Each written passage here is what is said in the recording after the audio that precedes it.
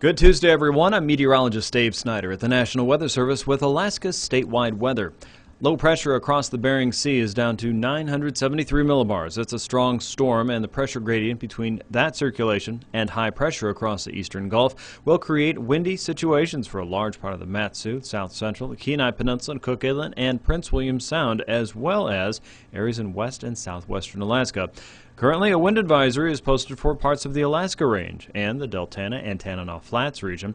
If you're west of the Tok Cutoff, the winds may gust upwards of 65 miles per hour.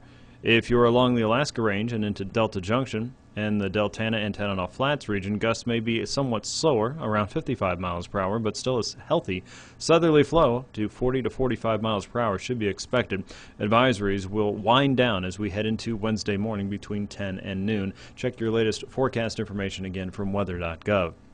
Tonight's forecast does include areas of rain and snow for the Arctic coast and the Brooks Range. A lot of that will be mixing with rain, especially on the south-facing slopes. For areas north of the Brooks Range summits, there's a possibility for seeing up to an inch of new snow accumulation there. But as far north as Kotzebue Sound, look for a lot of rain, and that rain continues all the way down the west coast through south central, southwest, Kodiak Island, and Prince William Sound, and will continue on and off throughout the day on Monday, some of the heaviest of which will be across the western Alaska Range.